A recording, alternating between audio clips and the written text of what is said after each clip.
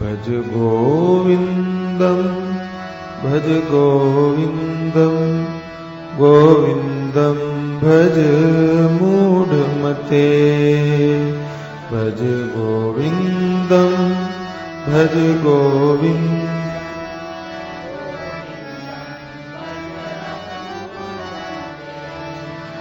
प्राप्ते सन्निहिते मरणे नहीं नहीं रक्षति डुक्रिय करणे प्राप्ते सन्निहिते मरणे नहीं नहीं रक्षति डुक्रिय करणे भज गोविन्दं भज गोविन्दं गोविन्दं भज मूढमते भज गोविन्दं भज गोविन्दं गोविन्दं भज मूढ दिनमपि रजनी सायं प्रातः शिशिरवसन्तौ पुनरायातः दिनमपि रजनी सायं प्रातः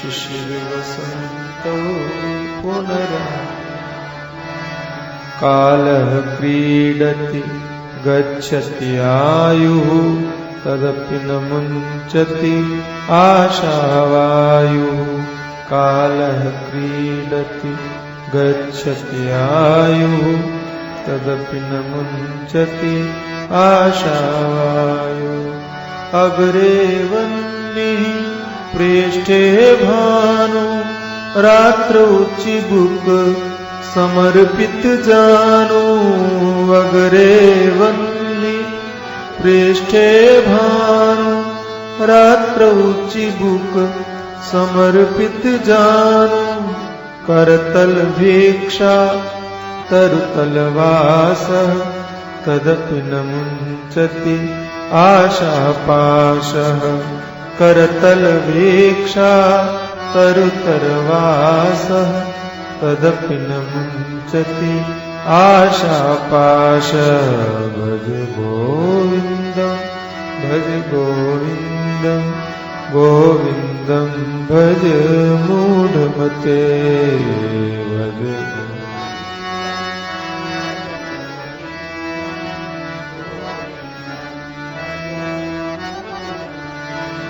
प्राप्ते सन्निहिते मरणे नहीं नहीं रक्षति डुक्रिय करणे प्राप्ते सन्निहिते मरणे नहीं नहीं रक्षति डुक्रिय करणे यावत् वीतो पार्जन सक्तः तावन्निज परिवारो रक्तः यावत् वीतो पार्जन सक्तः तावन्निज परिवारो पश्चाद्धावति जर्जर देहे वार्तां पृच्छति कोऽपि न गेहे पश्चाद्धावति जर्जर देहे वार्तां पृच्छति कोऽपि न गेहे जटिलो मुण्डी लुञ्चित केशः काषायाम्बर बहुकृत वेशः जटिलो मुण्डी लुञ्चित केशः काषायाम्बर बहुकृत वेशः पश्यन्नपि च न पश्यति लोको युदर निमित्तं बहुकृत शोकः पश्यन्नपि च न पश्यति लोको युदर निमित्तं बहुकृत शोकः भज गोविन्दं भज गोविन्दं गोविन्दं भज मूढमते भज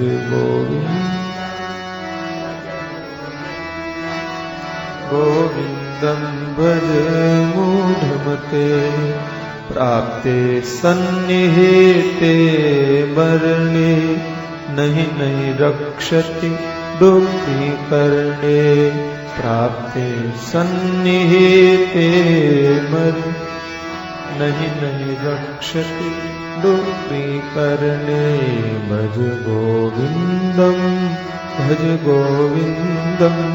गोविन्दं भज मूढमते भज गोविन्दं भज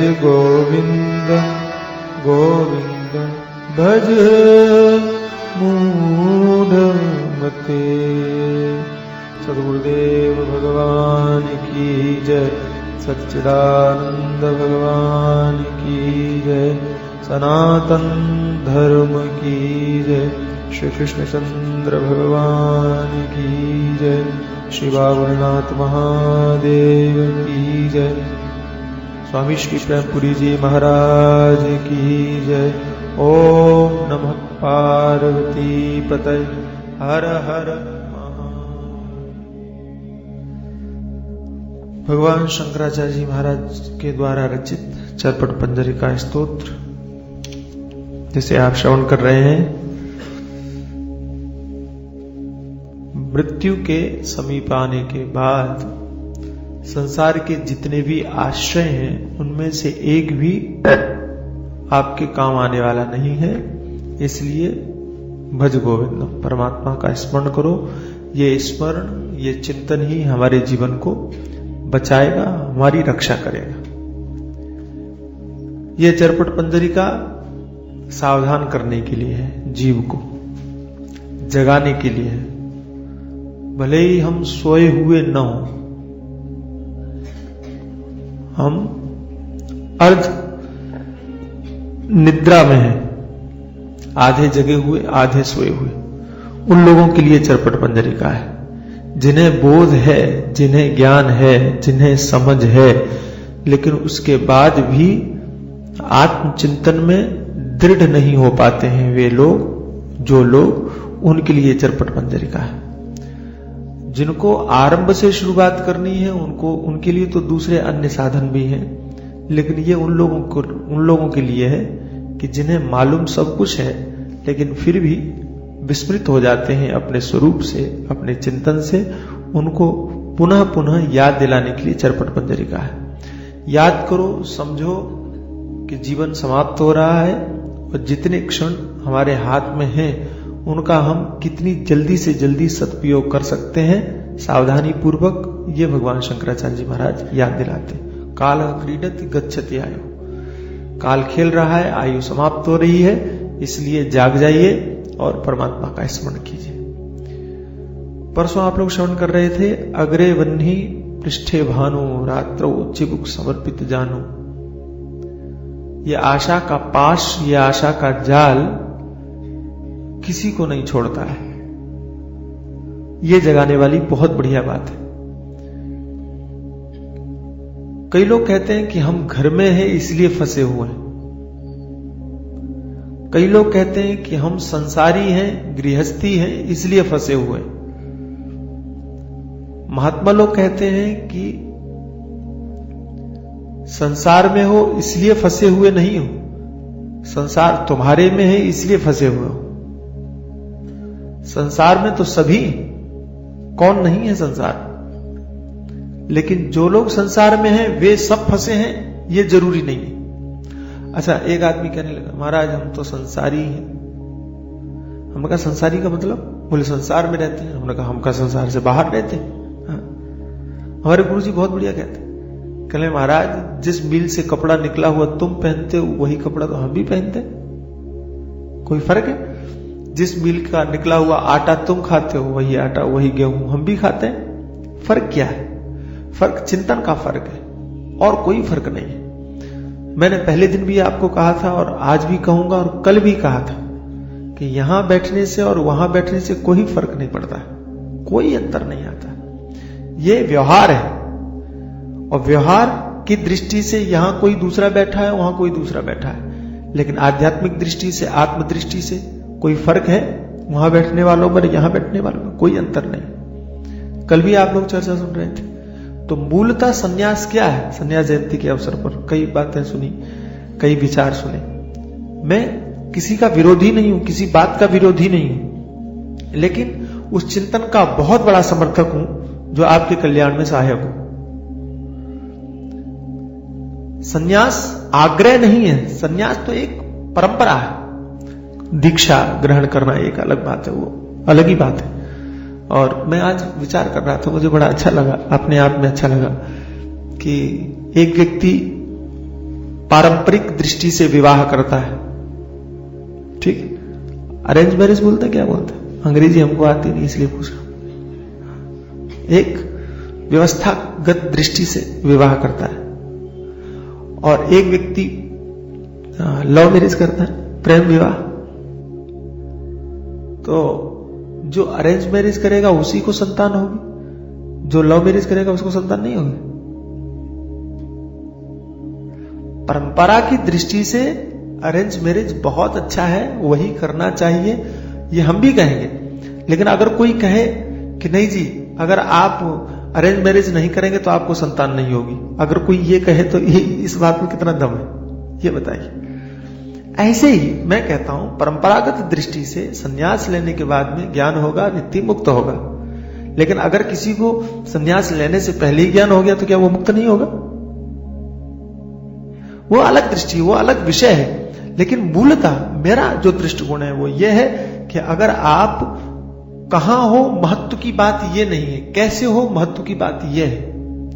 आप घर में हो कि हॉस्पिटल में हो, ना हमको पूछना। हॉस्पिटल में तो डॉक्टर लोग भी हॉस्पिटल में रहते हैं, नर्सें भी हॉस्पिटल में रहते हैं, तो क्या वो बीमार हैं? वे भी रोगी हैं। महत्व इस बात का नहीं है कि आप जगह आपकी कौन सी है, महत्व इस बात का है कि आप कौन सी जगह पर, शरीर कहां है, परिस्थितियां आपको कहां रखती हैं, यह महत्व की बात नहीं। और मैं हमेशा भागवत में भी कहता हूं कि प्रहलाद जैसा भक्त, और वो राक्षसों के बीच में है, राक्षसों के गुरुकुल में है, लेकिन उसके ऊपर कोई फर्क नहीं पड़ता। प्रहलाद जी के ऊपर कोई फर्क नहीं पड़ता। वे असुरों के विद्यालय में गुरुजी के पास में बैठ करके, और दुनिया के जितने भी असुर बालक हैं उनके बीच में रहने के बाद भी उनके चिंतन के ऊपर कोई असर नहीं पड़ा, और वे अपनी मस्त रहे, अपनी मस्ती में मस्त रहे। ये चीज हमें सीखनी चाहिए कि हम रहें कहीं भी, लेकिन हमारा चिंतन प्रहलाद की तरह हो। हम रहें कहीं भी, लेकिन हमारा चिंतन जड़ भरत की तरह हो। हम रहें, जड़ भरत का कभी आग्रह नहीं रहा कि मुझे घर में रहना चाहिए कि बाहर रहना चाहिए। और मैंने संतों से सुना है कि वे घर में रहे, तब तक रहे जब तक कि घर वालों ने उनको नहीं निकाल दिया। जब तक घर वालों ने नहीं कह दिया कि भाई अब तुम जाओ, हम तुमको नहीं झेल सकते, तो मस्ती से चल दी, कोई आग्रह नहीं। और मेरा अपना मानना है कि समस्त आग्रहों का परित्याग ही संन्यास है। रमण से किसी ने पूछा, महर्षि रमण से, कि संन्यास के विषय में आपका क्या ख्याल है? हमने तो ऐसा सुना है कि सब चीजों का त्याग ही संन्यास है, सारी चीजों को छोड़ दो, यही संन्यास है। रमण मुस्कुराए। उनके उपदेश हमें बड़े अच्छे लगते हैं, सूत्रात्मक हैं लेकिन चोट करते हैं, सीधे। तो कहा कि सारी चीजों का त्याग ही संन्यास है। रमण कहते हैं कि नहीं, सारी चीजों के त्याग के अभिमान का त्याग का नाम संन्यास है। आपने सब कुछ छोड़ा, ये ठीक है, लेकिन सब कुछ छोड़ने के बाद में भी तुम उस त्याग के अभिमान को छोड़ पाए हो, यह मुश्किल है, वो और समस्या बन जाएगा। तो मेरा मतलब है कि सारी चीजें आपके अंदर में जितने भी आग्रह हैं, उन सारे आग्रहों से जो मुक्ति है उसी का नाम संन्यास है। किसी भी आग्रह में, स्वामी राम के विषय में आप लोगों ने श्रवण किया होगा, सुना होगा, और मेरे ऊपर उनका बड़ा प्रभाव है। तो स्वामी राम विवाहित थे, ये आप सब लोग जानते होंगे, और उनके संतान भी थी, 2 बच्चे थे, और उसके बाद वो सन्यासी हो गए, महात्मा हो गए। और मैंने सुना है कि जब वो लाहौर वापस आए तो उनकी पत्नी को जब पता चला तो दर्शन करने के लिए वो लाहौर में आई, उनके पास में आई, लाहौर में या किसी भी शहर में दर्शन करने के लिए आई। तो बड़ी विचित्र बात है। स्वामी राम को बताया, उनके साथ में पूरन सिंह रहते थे सेवा के दृष्टि से, और बहुत अच्छी तरह से सेवा करते थे, मुंह लगे भी थे, बोल भी देते थे, कुछ भी बोलते थे। तो आकर के उन्होंने कहा कि स्वामी जी, माता जी आई हैं दर्शन करने के लिए। तो स्वामी राम तीर्थ ने कहा कि टिकट लेकर के और उनको वापस कर दो। तो पूरन ने कहा, यह बात समझ में नहीं आई। दर्शन करने के लिए आई हैं तो आने में क्या परेशानी, आ जाने दो। स्वामी राम चुप रह गए तो पूरन ने कहा कि एक बात बताइए आप हमको, आप सन्यासी हो गए, आपके लिए तो सब समान है, ये इससे मिलना चाहिए, इससे नहीं मिलना चाहिए, ये जो रोक टोक है ये क्यों, ये नहीं होना चाहिए आपके मन में तो। और एक सामान्य भक्त की तरह अगर आती हैं तो उन्हें मिलने दो, क्या परेशानी। तो स्वामी राम मुस्कुराए, उन्होंने कहा कि ठीक है आप ले आइए और मैं मिलता हूं। तो उनको बुलाया, मिले, बातचीत तो कुछ नहीं किया, पूछा बच्चे पढ़ते हैं इतना करके बस, और कहा कि इनको वापस कर दिया। यह घटना हुई उस दिन। उसके बाद कभी चर्चा चली तो पूरन से उन्होंने कहा कि तुम उस दिन जानना चाहते थे कि मैं अपनी पत्नी से क्यों नहीं मिला, उसका कारण ये वस्त्र है, ये कपड़े, ये अनुमति नहीं देते। और आज मैं इनसे भी संन्यास लेता हूं। ध्यान रखना आप मेरी बात जो मैं कहना चाहता हूं। स्वामी राम कहते हैं कि ये वस्त्र भी बांधते हैं कहीं ना कहीं, इन वस्त्रों में भी बंधन है। इन वस्त्रों को पहन करके कोई व्यक्ति नीचे बैठने में संकोच करेगा कि हम तो सन्यासी हैं भाई, हम नीचे कैसे बैठ सकते हैं, हम तो सन्यासी हैं भाई, हम तुम्हारा सम्मान कैसे कर सकते हैं, हम तो सन्यासी हैं, हम तुम्हारा आदर कैसे कर सकते हैं। तो ये बंधन हुआ कि नहीं हुआ, ये भी बंधन है। तो स्वामी राम ने अपने जीवन के अंतिम समय के पूर्व इन वस्त्रों को भी उठा करके बहा दिए कि आज हम इनसे भी सन्यास ले रहे हैं। और मेरा मानना है कि सन्यासी राम उस दिन हुए कि जब उन्होंने सारे आग्रहों का परित्याग कर दिया, सारी चीजों का परित्याग कर दिया। और क्योंकि अगर मैं सन्यासी हूं, ये अभिमान भी हमारे चित्त के अंदर में है, तो ये अभिमान भी हमें किसी काम का नहीं छोड़ेगा, ध्यान रखना। और आज चाहे वो गृहस्थी हो, चाहे वो सन्यासी हो, चाहे वो संत हो, अगर आग्रह से बंधे हुए हैं तो उन दोनों में कोई फर्क नजर नहीं आता। हमारे गुरुदेव भगवान कहते हैं कि जंजीर चाहे लोहे की हो चाहे सोने की हो, दोनों ही बांधने का काम करेंगे।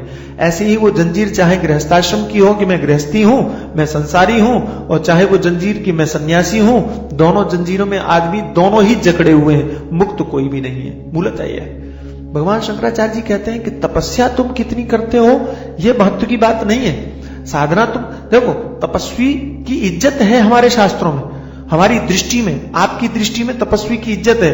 क्यों इज्जत है? बोले इज्जत इसलिए कि जो काम हम नहीं कर सकते दूसरा कर रहा है तो महान ही होगा। अगर कोई व्यक्ति 10 घंटे 12 घंटे खड़े होकर के साधना कर रहा है, 24-24 घंटे होकर के साधना कर रहा है, 6-6 महीने लगातार खड़े होकर के साधना कर रहा है, तो वो काम हम और आपसे नहीं हो सकता।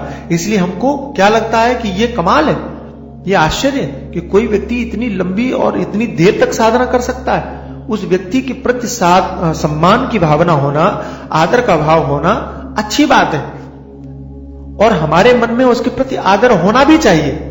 लेकिन भगवान शंकराचार्य जी कहते हैं कि तुम अपने मन से यह पूछो कि तुम अगर साधना कर रहे हो, उस साधना के बदले में तुम्हें मिला क्या, ये हम तुमसे पूछना चाहते हैं। मेरी बात समझना, जो मैं कहना चाह रहा हूं कि जो भी बात यहां कही जा रही है वो इसलिए नहीं कही जा रही है कि वो सवाल तुम किसी दूसरे से पूछो। बात आई समझ में? भगवान शंकराचार्य जी कहते हैं अग्रे वन्नी पृष्ठे भानु रात्रो चिबुक समर्पित जानू। बड़े बड़े लोगों को देखा लेकिन आशाओं से मुक्त नहीं हुए, तो इसका मतलब ये नहीं है कि तुम भी दूसरों को देखना शुरू करो और बाद में साधना करते हुए किसी साधक को देखने के बाद कहो कि भाई कितनी भी साधना कर लो, आशा से तुम भी मुक्त नहीं हो।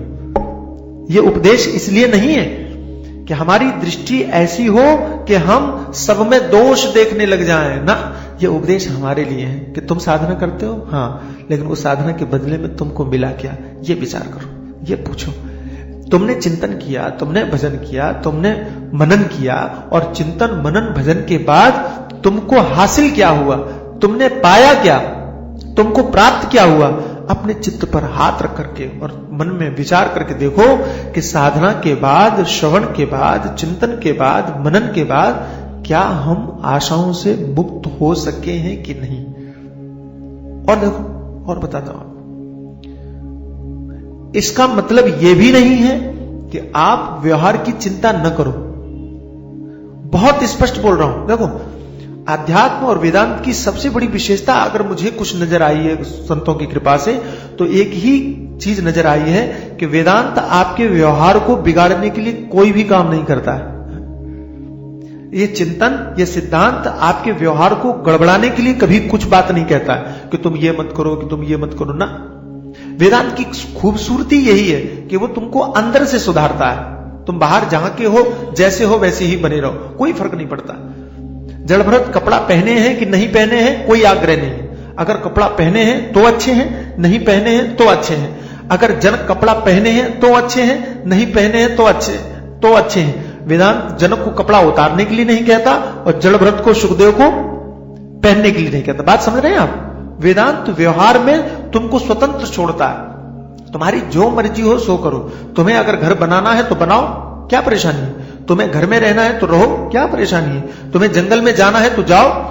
तो वेदांत तुम्हें सन्यासी होने से भी नहीं रोकता और वेदांत तुम्हें घर में जाने के लिए भी, घर से जाने के लिए भी नहीं कहता। तुम कहीं भी रहो, कोई फर्क नहीं पड़ता। लेकिन वेदांत कहता है कि अंदर में तुम कैसे हो उसका जरा विचार करो। ये सारे उपदेश, ये सारी चीजें, मैं भाष्य पढ़ रहा था, आचार्य पाद को पढ़ रहा था, तो वहां स्थित प्रज्ञस्य का भाषा समाधि सत्य केशव ये वर्णन आया है। और उसका भाष्य करते हुए भगवान शंकराचार्य जी महाराज ने कहा, एक बात ध्यान रखना कि जहां कहीं भी स्थित प्रज्ञ के जब लक्षणों की बात हम करेंगे तो वे सारे के सारे लक्षण ऐसे ऐसे जहां तुम देखोगे वे सारे स्थित प्रज्ञ होंगे, ये ठीक है, माना जा सकता है। लेकिन इतना ध्यान रखना कि ये नियम भगवान ने बनाया नहीं है कि ऐसे ऐसे लक्षणों वाला ही स्थित प्रज्ञ होगा। वो देखे हमने, भगवान ने भी देखे होंगे महात्मा ऐसे होते हैं, महापुरुष ऐसे होते हैं, उनको देख करके लिखा। तो महात्माओं के जीवन में स्थित प्रज्ञ के लक्षण, उनके गुण है, प्रकट हो गए, स्वरूप है उनका। उनको बनाना नहीं पड़ा, उन्होंने वो उन गुणों को ओढ़ा नहीं, चिंतन किया। चिंतन करने के बाद अपनी स्थिति को प्राप्त हुए और स्थित प्रज्ञ के जितने लक्षण कहे हैं वे सारे के सारे लक्षण उनमें प्रकट हो गए। बात समझना, ठीक है? सिद्ध के लिए वो साधन नहीं है, स्थित प्रज्ञ के लिए वो साधन नहीं है। तो साधन किसके लिए है? अच्छा, तो फिर कहा गया कि फिर इसको हमें पढ़ने की क्या जरूरत है? बोले पढ़ने की जरूरत है। क्यों? बोले हमारे लिए वही साधन है। उन्हीं चीजों को प्राप्त करने के लिए हम जब प्रयास करेंगे तो हम स्थित प्रज्ञ बन जाएंगे। ठीक यही मेरा कहना है यहां पर कि अग्रे वन्नी पृष्ठ, ये जितने भी उपदेश हैं, इन उपदेशों को सीधे सीधे अपने ऊपर लेना चाहिए, हमारे ऊपर लेना चाहिए, हमारे चिंतन के ऊपर लेना चाहिए। हम भी तो भजन करते हैं, हम भी तो पूजन करते हैं, हम भी तो चिंतन करते हैं, हम भी तो सत्संग श्रवण करते हैं। तो सुनने के बाद, पूजन करने के बाद, मनन के बाद अंततो गत्वा हमें हासिल क्या हुआ, इस पर विचार करना चाहिए। कहीं ऐसा ना हो कि जो पंक्तियां यहां लिखी हैं वो हमारे जीवन से न मिलती हो, कहीं ऐसा ना हो कि ये सारी की सारी बातें हमारे लिए न कही जा रही हो। और सही बात तो ये है कि ये हमारे लिए ही कही जा रही, हमको ही कही जा रही, क्योंकि हम ही ऐसे हैं, हम भी ऐसे हैं नहीं, हम ही ऐसे हैं। हमें नहीं मतलब है दूसरे से, हमारे पास में जो बैठा हुआ है वो कैसा है, वो अच्छा है कि बुरा है, इस बात पर विचार नहीं करना चाहिए। और अगर करोगे तो करते रहो, उससे तुम्हें क्या मिलने वाला। हमारे महाराज कहते हैं कि पड़ोस का आदमी और बढ़िया अपनी दाल में वो क्या बघार बोलते हैं, क्या बोलते हैं, बघार लगाता है, घी का सुंदर बघार लगाता है, और तुम देख रहे हो, सूंघ रहे हो बैठे बैठे, तुम्हें मिलेगा क्या? कुछ नहीं मिलेगा, कुछ नहीं हासिल होगा। अगर वो घी का बघार लगाता है तो स्वाद उसको मिलेगा, तुम्हें मिलेगा?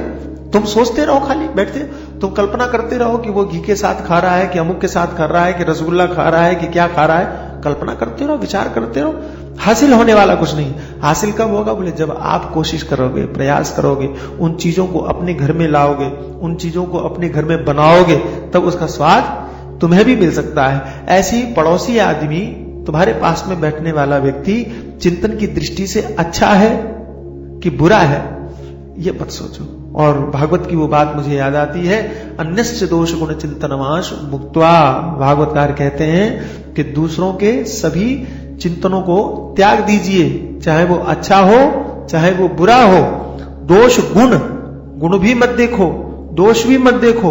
और बहुत अच्छी बात है कि दोष देखोगे तो द्वेष हो जाएगा, ये आदमी बड़ा बेकार है, ये आदमी बड़ा खराब है। अब तुम्हारा भगवान की चिंतन की जगह यही चिंतन होगा, ये आदमी बड़ा बुरा है, ये आदमी। मैंने सुना है कि एक महिला थी सती सावित्री, पतिव्रता, वो सामने रहती थी और संयोग की बात, विधाता का गजब कि ठीक उसके सामने जिसका मकान था वो वेश्या। तो कहां पतिव्रता, कहां सती सावित्री और कहां वेश्या, दोनों एक दूसरे के विपरीत स्वभाव वाली। और लेकिन शारीरिक दृष्टि से दोनों की स्थिति बिल्कुल भिन्न, बिल्कुल अलग, लेकिन मानसिक दृष्टि से दोनों बिल्कुल अलग। सती सावित्री सुबह सुबह उठे, पतिव्रता स्त्री उठे और उठ करके रोज गालियां दी, हे भगवान कहां फंस गए हम, ये सामने इसके घर में, इसके घर के सामने हमारा घर बना दिए, रोज रोज इसका मुंह देखना पड़ता है, कहां फंस गए। दिन रात उसी के बारे में चिंतन करें। और ये वेश्या ये दिन रात चिंतन करे, अहो सौभाग्य, हम कहां आ गए। भले ही हमने कितने भी पाप किए हों, लेकिन एक पतिव्रता नारी का दर्शन होता है। रात दिन यही चिंतन करें। और मजे की बात तो तब हुई, दोनों की मृत्यु हुई। मरने के बाद सती सावित्री नरक में गई, पतिव्रता नरक में गई और ये स्वर्ग में गई, और दोनों ही चकित रह गए। और ये तो बिगड़ गई, बोले मैं नरक में, मैंने क्या बुरा किया। तो कहा तुमने शरीर से तो पालन किया, लेकिन मन से तुम भ्रष्ट हो गए, मन से रात दिन तुमने उसी का चिंतन किया।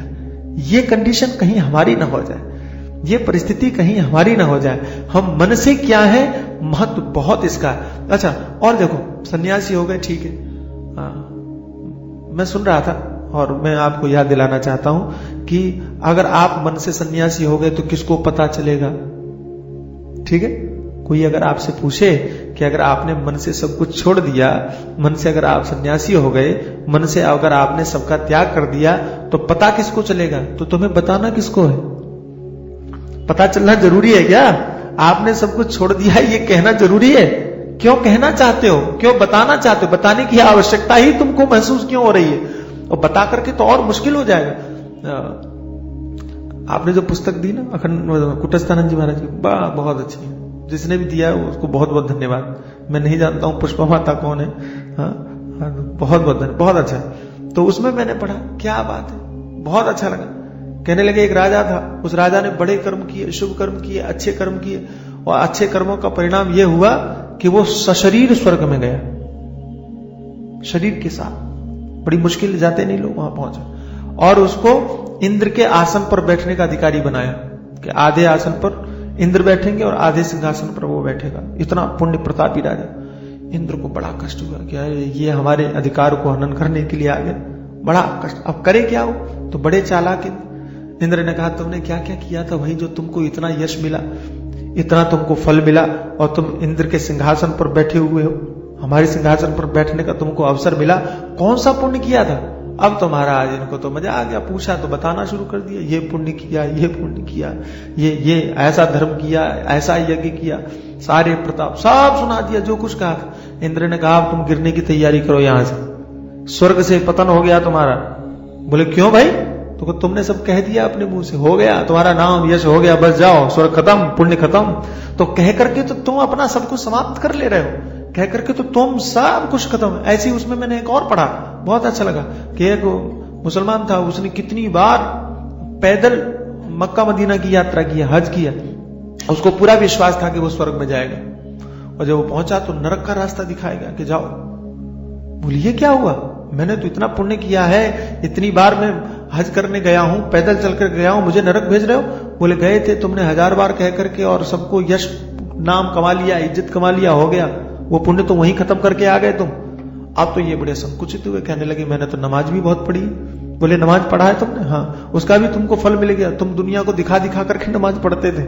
हाँ, अब ये बड़ा परेशान। ये अच्छा हुआ कि ये सारी चीजें वो सपने में देख रहा था, तो जागा, जागने के बाद होश में आया, अरे बाप रे कहां फंस गए। अब वो छुप छुप करके नमाज भी पढ़े, छुप छुप करके अपना चिंतन करे कि किसी को पता न चल जाए। तो मेरा मतलब है कि मन से तुम क्या सोच रहे हो, मन से तुम्हारा चिंतन कितना अच्छा है, ये बताने की जरूरत कहां है। मन से तुम सन्यासी हो, ये तुम्हें कहने की आवश्यकता कहां है, जरूरत क्या है। और अगर मन से तुम सन्यासी हो गए तो उसका फल तुम्हें जरूर मिलेगा। और फल क्या है, फल और कुछ नहीं है, रुपया पैसा मिलेगा ऐसा मत सोचना, और ये जरूरी भी नहीं है, और मिलना भी नहीं चाहिए, अपेक्षा भी मत करना, बिल्कुल मत करना। शरीर का प्रारब्ध है, उसका तुम उस प्रारब्ध को मैं एक भजन गाता हूं, उसमें एक है कि ये देह तो मुकद्दर को सौंपते चले हैं, ये शरीर तो प्रारब्ध के हवाले कर दिया है, सूखे पत्ते की तरह, जैसे हवा उस पत्ते को उड़ा के ले जाए, कहां डालना है ये हवा सोचेगी, पत्ता नहीं सोचता। ऐसे ही अपने शरीर को प्रारब्ध के हवाले छोड़ दिया। अच्छा एक और बात बताओ, अगर तुम शरीर को प्रारब्ध के हवाले नहीं छोड़ोगे तो भी शरीर तो वहीं गिरेगा जहां प्रारब्ध होगा। तुम्हारे सोचने से, तुम्हारे चिंतन से शरीर के प्रारब्ध में कोई अंतर आने वाला है क्या? ये विचार करो ना। मैं कई बार सोचता हूं कि आप कल्पनाओं का महल खड़ा करो, ऐसा होगा, ऐसा होगा, ऐसा होगा, लेकिन होगा तो वही जो होना हो। ये यथार्थ है, ये कटु सत्य है। इसलिए बहुत निश्चिंतता पूर्वक अपने मन में ये निश्चय करो और बड़ी शांति पूर्वक ये सोचो कि पुरुषार्थ करेंगे, मेहनत करेंगे, लेकिन सच्चाई यह है परेशान नहीं होंगे। हृदय से बिल्कुल चिंतित नहीं होंगे, हृदय से बिल्कुल परेशान। यह स्वभाव है, जो होना है वो होने दो। हम लाख चेष्टा करके हम इस संसार के इतिहास को तो छोड़ दो, अपने जीवन को नहीं बदल सकते, किसी को बदल सकते हैं। इसलिए व्यर्थ की चेष्टाएं क्यों करें। एक महात्मा पड़े हुए थे रास्ते में और राजा की सवारी निकली, राजा निकला तो रथ रुक गया। राजा ने कहा रथ क्यों रोक दिया? बोले महाराज सामने कोई पड़ा है, तो हटाओ उसको। ठीक है, गया महात्मा से कहा हट जाओ, तो कहा भाई मैं क्यों हटूं? महात्मा तो महात्मा ही, उपदेश देने का तरीका उनका भिन्न होता है, मैं क्यों हटूं भाई? तो कहा राजा की सवारी। बोले राजा कौन होता है? तो कहा राजा इस क्षेत्र का स्वामी है, मालिक है। बोले राजा से कहो वो आकर के हटाए आपको। राजा से कहा वो नहीं हट रहा है, आप ही जाइए। राजा गया, वो कहा हट जाइए आप। तो कहा क्यों हट जाए? बोले मैं स्वामी हूं, मैं राजा हूं, इस क्षेत्र का मालिक हूं, ये जगह मेरी है। बोले तुम स्वामी हो ये पता कैसे चलेगा? बोले मेरे अधिकार के क्षेत्र में है सब, मैं जिसको आज्ञा देता हूं उस आज्ञा को उसे मानना पड़ता है। महात्मा मुस्कुराए। एक मच्छर उड़ रहा था, कहने लगे इसको आज्ञा दो जरा, ये तुम्हारी सीमा से बाहर जाए। राजा दंग रह गया, क्या कहना चाहते हो? बोले ये मच्छर तुम्हारी आज्ञा नहीं मानेगा, मैं क्यों मानूं? किस बात के तुम राजा हो? हम दुनिया को इतिहास बदलने की बात करते हैं, छोड़ो, तुम अपनी चेष्टाएं तो देखो, हम अपने आप को कितना बदल रहे हैं। तो मेरा मतलब है व्यवहार आप करो, निश्चित रूप से करो, अच्छी तरह से करो, व्यवस्थित रूप से करो। और मुझे तो लगता है कि व्यवहार भी महात्मा ही कर पाते हैं, ज्ञानी ही, सुव्यवस्थित व्यवहार ज्ञानी ही कर पाते हैं। हाँ, हमारे गुरुदेव भगवान को एक किसी सज्जन ने कहा कि आप अपनी पसंद का कपड़ा खरीद लीजिए। बड़ी पुरानी बात है, इंदौर की घटना है। तो महाराज ने कहा हमको कहां ले जाते हो, तुम ही देख लो, कोई अच्छा हो तो ले आओ और दे दो। बोले नहीं नहीं नहीं, हम चाहते हैं कि आप अपनी पसंद का कपड़ा पहने। तो महाराज ने कहा ठीक है, नहीं मानते तो चलो। अब महाराज दुकान में गए, तो एक दुकान में गए पसंद नहीं आया, दूसरे में गए नहीं पसंद, 3 4 5 10 दुकानें हो गई। वो तो तंग हो गया, परेशान हो गया, और परेशान हो गया तो कहने लगे महाराज आप भी छांटते हो। छांटना समझते हैं आप? चुनना। आप भी छांटते हो? अरे तुम्हें तो कोई भी लेके पहन लेना चाहिए। तो महाराज ने कहा सही बात बताओ? बोले महात्मा ही छांटते हैं, तुम लोग छांटते कहां हो? अगर चुनने की बारी अगर आती तो तुम संसार को थोड़ी चुनते, तुम परमात्मा को चुनते, आत्मचिंतन चुनते। सही मामले में तो महात्माओं ने ही चुनना सीखा है या उन्होंने सिखाया है। तो सच्चाई यह है कि व्यवहार करना भी अगर किसी ने सिखाया है, सीखा है, तो वो संत ही है, संत ही व्यवहार कर सकते हैं। ज्ञानी ही सुव्यवस्थित व्यवहार कर सकता है, अज्ञानी भला व्यवहार क्या करेगा? जिसे अपने बारे में सोचने से फुर्सत नहीं, जो संसार से बाहर कुछ देख नहीं सकता, मोह की सीमा से बाहर जिसे कुछ दिखाई नहीं पड़ता, जो धृतराष्ट्र बना हुआ है, वो व्यवहार कर सकेगा भला? ये बताओ। और धृतराष्ट्र ने कैसा व्यवहार किया सारी दुनिया जानती है, इतिहास में प्रसिद्ध है। तो व्यवहार भी वही कर सकता है जो विवेकशील है, जिसने संपूर्ण जगत को सत और असत का विवेचन किया हुआ है, अच्छी तरह से समझा हुआ है। तो आप व्यवहार को गड़बड़ मत होने दो और चिंतन को स्थित रखो, मस्त रहो, और ये विवेक बना रहे कि मेरा संबंध संसार के किसी भी संबंध से नहीं है, किसी भी पदार्थ से नहीं है, किसी भी स्थिति से नहीं है।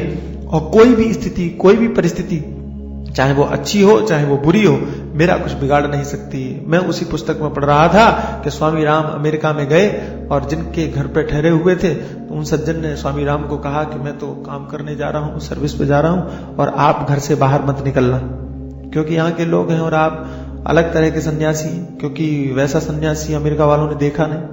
मुंडित से सिर मुड़ा हुआ और एक ही कपड़ा पहने, खाली धोती, आधी धोती नीचे लपेटे, आधी ऊपर डाल लिया, मस्ती से घूम रहे, पता नहीं आपके साथ कैसा व्यवहार करे, तो बच जाइए। लेकिन स्वामी राम अलमस्त महापुरुष वो भला रुकने वाले। तो घर से निकले बाहर तो लोगों ने अजीब सन्यासी देखा तो अपमानित करने लगे, किसी ने मिट्टी फेंका, किसी ने कुछ फेंका, बहुत ज्यादा। ये मस्त, कोई असर नहीं पड़ा। तो जब वापस आए तो उस आदमी को मालूम पड़ा, मैंने कहा था कि आप मत जाना, फिर भी आप गए। बोले हाँ गया मैं, और राम का बड़ा अपमान हुआ। राम को लोगों ने गालियां दी, राम को लोगों ने पत्थर फेंके, राम को लोगों ने ऐसा किया, राम को लोगों ने वैसा किया। तो उसने कहा ये राम कौन है? तो कहा कि राम ये। बोले तो ये क्यों नहीं कहते कि मेरा अपमान हुआ, मेरे को गालियां पड़ी, मेरे को। बोले मेरा कोई अपमान दुनिया में कर ही नहीं सकता है, तो मैं कहूं कैसे? दुनिया में किसकी हैसियत है, दुनिया में ताकत किसकी है कि जो मेरा अपमान कर सके? मेरा कोई अपमान नहीं कर सकता। मैं तो जो अपमान कर रहा था उसको भी देख रहा था, और जिसका हो रहा था उसको भी देख रहा था। चिंतन ये है, स्थिति ये है। उन राम को कोई दुखी कर सकता है? उस राम को दुखी किया जा सकता है? राम की चिंतन जिसके अंदर में हो, संसार में ऐसे व्यक्ति को दुखी किया ही नहीं जा सकता। कैसे करोगे? कोई फर्क नहीं पड़ता। एक महात्मा को गालियां देने लगा, अपमान करने लगा, लोग सामने, मुंह पर सामने आकर के, तो जैसे ही कहने लगे तुम ऐसे हो, तो महात्मा ने कहा रुको जरा। बोले क्या हुआ? बोले मैं तुम्हें आज्ञा देता हूं कि अब तुम मुझे गालियां दो। बोले कि ये क्या हुआ? बोले तुम नौकर हो हमारे, हमने तुमको आज्ञा दी है और तुम गालियां सुनाओ। कोई असर नहीं पड़ सकता है। आप महात्मा का कुछ बिगाड़ ही नहीं सकते, संत का कुछ बिगाड़ ही नहीं सकते। संत महात्मा यानी जिसके अंदर में ये चिंतन हो, जिसके अंदर में ये विवेक हो, वही संत है, वही महात्मा है। तो इस बात को आप अच्छी तरह से समझ लो कि साधनात्मक पद्धति के द्वारा हम जिन पदार्थों को पाने की अभिलाषा करते हैं वो चीज गलत है। हम साधना करें, हम चिंतन करें मात्र अपने अंतःकरण की शुद्धि के लिए, और उसके बाद उनसे अलग हो जाए। और एक बात थोड़ा सा अलग से भी बताता हूं कि ये आत्म कल्याण की बात है, आत्मचिंतन करके आत्म सुख की बात है। जो परमानंद को पाना चाहते हैं ये उसकी बात है। लेकिन व्यवहार में भी एक बात मैं कहना चाहूंगा कि, और ये भी संतों की ही बात है, ये भी महात्माओं की बात है, कि मान लीजिए कि संसार में ऐसी परिस्थितियां आ जाएं कि हम दुखी हैं, हम परेशान हैं, तो उन परेशानियों से भी निकलने का कोई रास्ता होना चाहिए कि नहीं? उन परेशानियों से निकलने के लिए भी कोई उपासना पद्धति होनी चाहिए कि नहीं? तो कहा उसके लिए भी शास्त्रों ने विधान किया है कि अगर आपकी मुश्किलें हैं तो उन मुश्किलों को आसान करने के लिए ये विधान है, ये करो तो आपको उन मुश्किलों से भी छुटकारा मिलेगा। ऐसा नहीं। और कई लोग कहते हैं भगवान से नहीं मांगना चाहिए। मैं कहता हूं भगवान से नहीं मांगना चाहिए तो किससे मांगना चाहिए वो बता दो। परमात्मा से अगर, और मैं हमेशा एक बात कहता हूं कि आपका लड़का, मान लीजिए कि एक व्यक्ति है वो बहुत गरीब है, उसके घर में खाने पीने की सामग्री मुश्किल से जुट पाती है, और उसका पुत्र है और उसके पुत्र को कुछ आवश्यकता चाहिए, तो वो किससे मांगेगा? अपने पिता से ही मांगेगा, भले ही उसका पिता कैसा भी हो। मैं थोड़ा गलत तरीके से बोल रहा हूं, मैं आपसे ही पूछता हूं कि आपका बेटा, अगर आपके बेटे को कुछ चाहिए तो वो किससे मांगने जाएगा? आपसे मांगेगा। अब उससे कहा जाए कि नहीं नहीं, जो अच्छे बेटे होते हैं, जो अच्छे पुत्र होते हैं, वो माँ बाप से मांगते नहीं है, माँ बाप अपने आप उसकी इच्छा की पूर्ति करते हैं। ठीक है, तो उस बेटे ने समझ लिया कि माँ बाप अपने आप इच्छा पूर्ति करेंगे, मैं मांगूंगा नहीं, मुझे मांगना नहीं चाहिए। तो उसने क्या किया? उसे चाहिए था, माँ बाप को समझ में नहीं आया, अब वो क्या करे, मांग तो सकता नहीं था, तो वो गया और पड़ोसी के घर में जाकर के मांग लाया। ये आपको पसंद आएगा कि आपका बेटा पड़ोसी के घर में मांगने जाए? ये अच्छा लगेगा? हम अपने आप को कहते हैं भगवान का, तो भगवान का कहने के बाद और हम मांगे संसार से, मांगे माया से, मांगे दुनिया से, क्योंकि मांगने की आदत तो हमारी छूटेगी नहीं। तो महात्मा लोग कहते हैं अगर मांगना ही है तो फिर भगवान से मांगो। और एक बात देखो कि अगर भगवती जगत जननी सीता जी को राम पति के रूप में चाहिए तो वो मांगती है, रुक्मिणी जी को अगर कृष्ण पति के रूप में चाहिए तो वो मांगती हैं। लेकिन अच्छी बात यह है कि वो भगवान को मांगती है, ये बहुत बढ़िया बात है। तो हमारी दृष्टि इतनी महान नहीं है कि हम भगवान को मांगे, लेकिन पहली बात तो अभिलाषा कुछ करनी नहीं चाहिए। अगर आवश्यकता पड़े भी तो मांग करके और वही भूल जाना चाहिए। भगवान से कह दिया और बस अपने चिंतन को उससे जोड़ो मत, इतना निवेदन है। आप संसार के चिंतन से बंधो मत, इतना निवेदन है। मांगना, पूजा करना, धर्म करना, यज्ञ करना, दान करना, ये व्यवहार हैं। और उन व्यवहारों को जैसे आप माँ बाप के साथ में निभाते हो, ऐसे ही परमात्मा के साथ में उनका भी निर्वाह करते चले जाइए। लेकिन अपने मूल चिंतन को कहीं पर भी विक्षिप्त मत होने दीजिए। आप सदैव याद रखिए, दो बातों को याद रखिए। नैव किंचित करोमीति, मैं कुछ भी नहीं करता, जो कुछ भी होता है इंद्रियाणि इंद्रियार्थेषु वर्तन्ते धारयन्। ये गीता का बहुत महान चिंतन है। आगे चरपट पंजरिका में भी कहने वाले हैं, किंचित धीता भगवती गीता किंचित धीता कहने वाले हैं, तब मैं आपको बताऊंगा। तो ये ऐसी सी चिंतन है, नैव किंचित करोमीति, इस धारणा को पक्की बनाइए।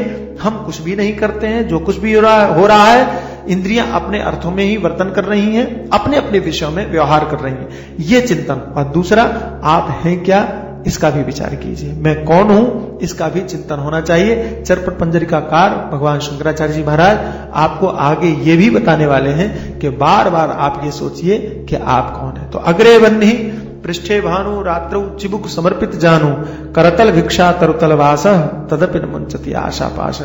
कैसी कैसी स्थिति में लोग संसार का परित्याग करके जंगल में जाते हैं, वन में जाते हैं, ये सोच करके कि हम आशा पाश से मुक्त हो जाएंगे।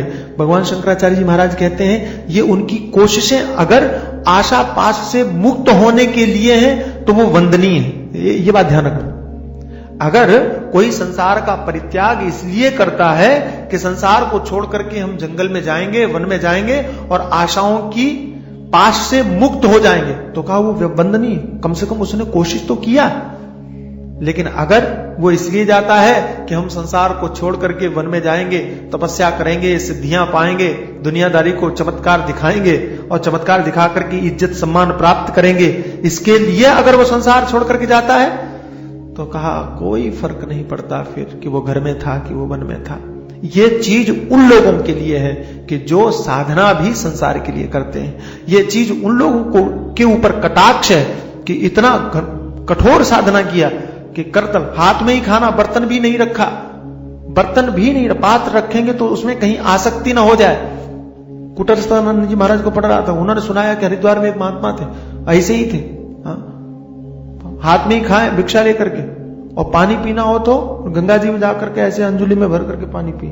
पात्र भी नहीं रखते, कोई पात्र नहीं रखते थे, क्योंकि पात्र भी बांध देगा। इतना महान संत, इतने महान विरक्त। और उन्होंने कहा कि उन महात्मा के पास कोई एक सेठ गया और उसने कुछ रुपए उनको चढ़ाए और कहा कि आप ये रखिए। तो महात्मा ने कहा इन रुपयों का मैं क्या करूंगा, ये ले जाओ। तो सेठ ने कहा महाराज मैं कहां ले जाऊं, आपको दे दिया, आपको जहां चाहिए वहां दे दो। हमें आपको देना था, मैंने आपको दे दिया। अगर आपको नहीं रखना है तो आप बांट दीजिए, आप भंडारा कर दीजिए, आप किसी को भी दे दीजिए। इतना कह के सेठ चला गया। और कूटस्थानंद जी महाराज लिखते हैं कि वो महात्मा जो पात्र भी नहीं रखते थे, उन रुपयों को देख करके ऐसी आसक्ति हो गई, अब समझ नहीं पाए कि क्या करें, उन रुपयों को कहां खर्च करें। अब गुणा भाग करने लगे कि काली कमली वालों को दें कि स्वर्गाश्रम वालों को दें। अरे देना है तो किसी को भी दे दो, इसमें सोचने की क्या बात है, उसमें विचार करने की क्या बात है। तंग हो गए, नींद नहीं आई महाराज, नींद नहीं आई। और अंत में उन्होंने निश्चय करके बड़ी मुश्किल से किसी को दान कर पाए। ये कंडीशन ऐसी। रामकृष्ण परमहंस के पास में कोई व्यक्ति आया और उसने आकर के महाराज के सामने रुपए चढ़ाए, ढेर सारे रुपए, और थैली में भर के लाया था। अब पता कैसे चलेगा कितने रुपए, इसलिए थैली लाया और थैली को खोल दिया, सामने गिरा, लोगों को दिखाई पड़े, मालूम पड़े कितने सारे रुपए, कितने सारे। रामकृष्ण मुस्कुराए, बोले ये तुमने खोल के क्यों चढ़ाया? तो कहा महाराज गलती होगी। अब समझ तो गया कि गलती हुई, लोगों को दिखाने की अभिलाषा रहती। कहा कि ये तुमने चढ़ा दिया, ये पैसे मेरे हो गए? बोले हाँ मेरे, आपके हो गए। तो कहा मैं इनका कुछ भी कर सकता हूं? बड़ी प्यारी बात है, क्या बात, कुछ भी कर सकता हूं? बोले हाँ कुछ भी कर सकते। तो कहा अच्छा एक काम करो, इनको थैलियों में भरो और गंगा जी में फेंक के आ जाओ। अब हालत खराब, यद्यपि वो कह चुका है कि दे चुका हूं, ये आपका है, आप कुछ भी कीजिए, उसके बाद में भी हालत, ये आसक्ति है, बुरी है। और बहुत अच्छी बात हमको तब लगी, और जब वो उठा के गया, वो बहुत देर तक हो गई, वो आया नहीं, लौट के नहीं आया। तो विवेकानंद जी को भेजा कि जाओ देखो जाकर के वो कर क्या रहा है, आया क्या नहीं। तो विवेकानंद जी गए तो देख क्या रहे, वो गिन गिन के रुपयों को फेंक रहा है, 1 2 3 4। अरे जब तुम्हें फेंकना ही है तो गिनने की क्या जरूरत है, छोड़ना ही है तो गिनने की क्या जरूरत है। लेकिन आसक्ति, ये बंधन त्याग में भी ऐसा बंधा हुआ है कि छोड़ करके भी छूटता नहीं है, छोड़ करके भी नहीं छूटता है, त्यागने के बाद में भी त्याग नहीं होता है। अरे राम, उस स्थिति की कल्पना करके ही मैं व्यथित हो जाता हूं। बाकी आप भी व्यथित हो जाएंगे अगर सोचने लगेंगे कैसी मोहाशक्ति होगी, कैसा वो आसक्ति होगी, कैसा वो बंधन होगा, कितना वो अज्ञान होगा। जरा कल्पना कीजिए, नहीं समझ सकते। भगवान शंकराचार्य जी कहते हैं कि ऐसा आसक्त पुरुष जहां जाएगा वहां बर्बादी करेगा। हा? अगर तुम घर में हो तो अपने आप को बर्बाद कर ही रहे हो, लेकिन ऐसा आसक्त अगर सन्यासी बनने भी जाएगा ना तो सन्यासी बन करके भी वो बर्बाद करेगा। कुट्टास्थानंद जी महाराज कहते हैं वो जब हरिद्वार में थे तो एक व्यक्ति यहां से गया, कोई सेठ गया, लड़ झगड़ करके महात्मा बनने के लिए वहां पहुंचा, और जाकर के वहां पहुंचा, कहने लगे महाराज मैं तो ऊब गया हूं दुनिया से। अच्छा, दुनिया से उबने वाले सन्यासी नहीं बनते हैं, ये भी ध्यान रखना। तो ऊब गया हूं और मुझे महात्मा बना दीजिए, सन्यासी बना दीजिए। तो वो कहते हैं हमें तो पता चल गया था कि झगड़ा करके आए। कहने ठीक है, पहले रहो तो सही, पहले यहां रहो, चिंतन करो, बाद में देखेंगे महात्मा। तो सुबह सुबह घूमने जाते थे, तो इसने कहा कि महाराज मैं भी चलूंगा। तो कहा 4 बजे जा दो। बोले हाँ मैं उठ जाऊं। उठा तो नहीं, अलार्म लगा के कैसे भी जगाया, दौड़ते दौड़ते पहुंचा। मुझे बहुत अच्छा लगा। कहने लगे मैं घूम रहा था तो मैं तो बड़ा आनंद ले रहा था, पक्षियों की चहचहाहट सुन रहा था, प्रकृति का सौंदर्य देख रहा था और बड़ा शांत अपना चिंतन कर रहा। ये गया और वहां टहलते टहलते बंबई की चर्चा करने लगे। उन्हें वहां की राजनीति बड़ी बुरी है, वहां का ये है। सुबह सुबह 4 बजे मुंबई की चर्चा करने लगा। मतलब एक ही है कि ऐसे आसक्त पुरुष अगर संन्यास आश्रम में भी जाएंगे तो करेंगे क्या। आपको मैं अपनी बात बताऊं, हमारे आश्रम में पहले महाराज बूढ़े लोगों को नहीं रखते थे। ये मैं बिल्कुल सच बता रहा हूं, अब तो थोड़ा परिवर्तन हो गया वहां। पहले वो बूढ़ों को रखते ही नहीं थे। बूढ़े लोग जो घर से जाएं, कहा कि आप रहिए, सत्संग कीजिए, वापस चले जाइए, यहां आप महात्मा बन करके नहीं रह सकते। लोगों ने पूछा, बहुत पूछा, ऐसा क्यों। कहने लगे हमारे छोटे छोटे बच्चे हैं, इन बच्चों को सामने बैठ करके वो अपनी बहू, अपनी पत्नी, अपना परिवार, उन्हीं की बातें करके इनकी खोपड़ी खराब कर देंगे।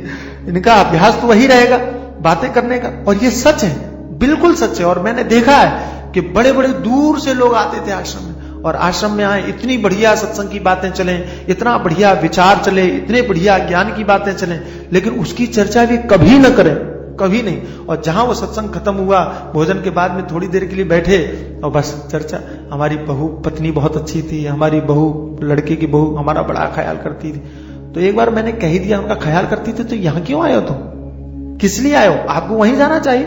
बाद में तो महाराज को जब पता चला कि ऐसा गड़बड़ होने लगा है, तो महाराज ने फिर प्रतिबंध लगा दिया कि कोई भी 3 आदमी बैठ नहीं सकते एक जगह। जैसे वो 44 कौन सी धारा है वो लगा, 144, हाँ, वो लगा देते हैं और कह देते हैं कि कोई गुटबाजी नहीं कर सकता। महाराज ने कह दिया कि हमारे आश्रम में 3 आदमी कहीं बैठे हुए दिखने नहीं चाहिए। कितनी बढ़िया। तो मेरा मतलब है कि आसक्त पुरुष कहीं भी जाए, कहीं भी वो आसक्ति लेकर के ही जाएगा, वो मुक्त नहीं हो सकता। रामचरितमानस में गोस्वामी तुलसीदास जी ने एक चौपाई लिखी है कि 10 चीजें ऐसी हैं जहां व्यक्ति सबसे ज्यादा बंधा हुआ होता है। 10 चीजें, उनमें जननी, जनक, बंधु, सुत, दारा, तन, धन, भवन, सुहृद और परिवारा। ये 10 चीजें हैं जहां आदमी बंधा हुआ है। और अगर इन 10 चीजों से वो आदमी अपने आप को मुक्त कर ले तो कहा परमात्मा दूर नहीं है, परमात्मा तो पास ही, इनसे छूटने की जरूरत है। सबकय ममता ताग बटोरी, मम पद मन ही बांध बर डोरी। ये सारी की सारी ममताओं को खींच लो, एक रस्सा बनाओ, एक रस्से से एक सिरे से भगवान के चरणों को बांध दो और एक सिरे से अपने मन को बांध दो, तो तुम्हारा मन इधर उधर डोलेगा नहीं। मैं इस पर कथा भी करता था, विचार भी करता था कि जननी माता को छोड़ सकता है, आदमी छोड़ ही देता है। महात्मा बन के न छोड़े, गृहस्थ भी छोड़ देते हैं माताओं को, तो गृहस्थ भी छोड़ देते हैं पिताओं को, तो परिवार को भी गृहस्थ छोड़ देता है। तो जननी छूट गई, जनक छोड़ गया, पुत्र, जननी, जनक और क्या है, बंधु, भाई भी छूट जाता है, पत्नी, पुत्र सब छूट जाए, घर भी छोड़ सकता है आदमी, परिवार, दोस्त सब छोड़ सकता है। लेकिन मैं सोचने लगा सब छूट जाए, लेकिन ये नहीं छूटता है, ये शरीर छूटता है। ये तो जहां जहां जाएगा वहां वहां साथ जाएगा। और मजे की बात यह है कि ये जहां जाएगा वहां घर बना लेगा। घर बना लेगा मतलब महल बनाने की जरूरत नहीं है, तुम जहां रहने लगोगे उसमें आसक्ति हो गई, वही घर बन गया। जहां जाओगे वहां घर बना लोगे, जहां जाओगे वहां बंधु बना लोगे, जहां जाओगे वहां मां ढूंढ लोगे, जहां जाओगे वहां बहन ढूंढ लोगे। कहीं ना कहीं हर जगह तुम्हारे संबंध तुमको मिलते चले जाएंगे। मूल जड़ है ये शरीर। और मैंने सोचा और अच्छी तरह से विचार किया कि अगर ये शरीर छोड़ दो, शरीर मरने का मतलब नहीं है, शरीर छोड़ने का मतलब है शरीर की आसक्ति छोड़ दो तो सब बने रहे, कोई फर्क नहीं पड़ता। अच्छा, संसार के जितने भी संबंध है वो शरीर के कारण। शरीर है तो मां है, शरीर है तो पिता है, शरीर है तो भाई है, शरीर है तो घर है, शरीर है तो कपड़ा है। ये मेरा कपड़ा कब मानते हो? जब शरीर को तुमने अपना मान लिया, तब शरीर से संबंधित कपड़े को तुमने अपना कपड़ा माना। तो सारे के सारे संबंधों की जड़ ये शरीर है। इसलिए भोले बाबा ने कहा, इस देह को मैं मानना सबसे बड़ा ये पाप है, सब पाप इसके पुत्र हैं, सब पाप का ये बाप है। सबसे बड़ा पाप इस देह को मैं मानना है। इससे मुक्त होने की चेष्टा करो, अन्यथा सारे साधन व्यर्थ ही चले जाएंगे। मत उलझन में पड़ो, एक दृष्टिकोण लेकर के चलो, और वो ये है भज गोविंदम। इसके आगे की चर्चा कल करेंगे।